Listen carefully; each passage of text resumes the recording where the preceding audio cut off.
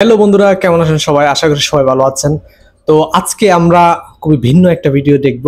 ভিডিওটি আসলে BNP related. আপনারা জানেন বর্তমানে বিএনপি কিন্তু খুব চাঙ্গা অবস্থায় চলে আসছে।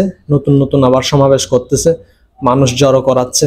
তো অবশ্যই নেক্সট যদি নির্বাচন অনুষ্ঠিত হয় ওই সময় কিন্তু ওনারা হয়তো জয়েন করতে পারে, নির্বাচনে অংশগ্রহণ করতে পারে। তো আজকে এই ভিডিওতে আমরা দেখব বিএনপির হারিয়ে যাওয়া 5 জন খুবই হেভি ওয়েট নেতা ব্যাপারে।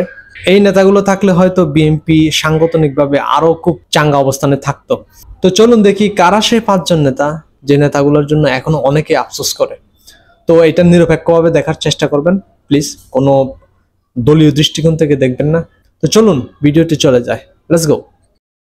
বাংলাদেশ জাতীয়তাবাদী দল বিএনপির হারিয়ে যাওয়া 5 জন বাঘা নেতাদের সাথে আপনাদের পরিচয় করিয়ে দেব।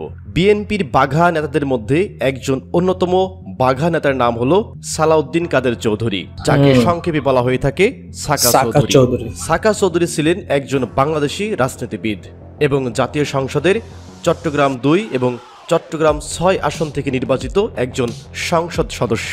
বলা হয়ে থাকে সাকা চৌধুরী বিএনপির দুঃসময়ের একজন। ওনাকে তো ফাঁসি দেওয়া হয়েছিল। ভয় কি জিনিস এটা সাকা চৌধুরীর মধ্যে ছিল না। প্রচন্ড রাগী মেজাজের একজন মানুষ এই সাকা চৌধুরী। তার কণ্ঠস্বর ছিল রয়্যাল বেঙ্গল টাইগারের মতো।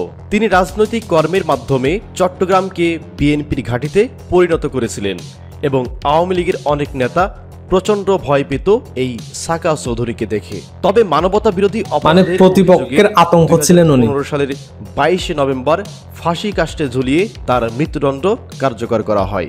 এরপর বিএনপি হারিয়ে ফেলে রয়্যাল বেঙ্গল টাইগারের মতো একজন বলিষ্ঠ নেতা। বিএনপির আরেকজন হারিয়ে যাওয়া নেতার নাম হলো ইলিয়াস আলী, যিনি সিলেট জেলার একজন রাজনীতিবিদ এবং সাবেক সদস্য। বাংলাদেশ জাতীয়তাবাদী দল বিএনপির সাংগঠনিক সম্পাদক হিসাবে 2010 সালে নির্বাচিত হয়ে তিনি হরতাল থেকে শুরু করে প্রতিরোধ কর্মসূচি, বিক্ষোভ এবং দল গঠন সহ বিভিন্ন কর্মসূচিতে সমন্বয় সাধনে গুরুত্বপূর্ণ ভূমিকা পালন করতেন। বিএনপির সাংগঠনিক কাজ এতটাই গুরুত্ব সহকারে করতেন যে সিলেট জেলাটা তিনি তার কর্মের মাধ্যমে বিএনপির ঘাঁটিতে পরিণত করেছিলেন। সিলেটের এই ইলিয়াস আলী ছিলেন একজন অদম্য নেতা।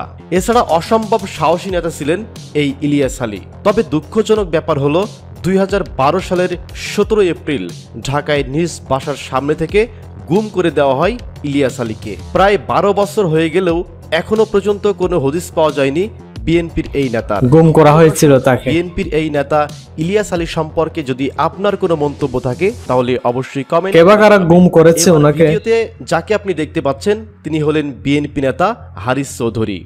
তিনি ছিলেন একসময় মাফিয়া জগতের কিং।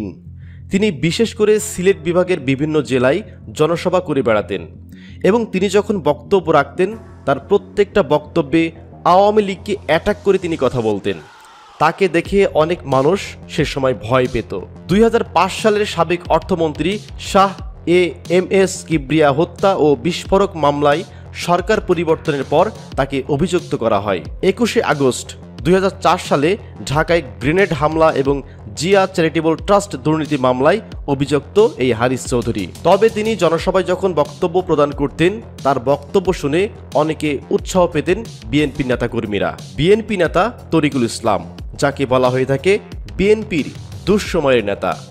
বাংলাদেশের সবচাইতে ডেঞ্জারাস জেলার মধ্যে যশোর একটি অন্যতম জেলা, আর এই যশোর জেলাতে বিএনপির ঘাঁটি করা ছিল দুঃসাধ্য কাজ।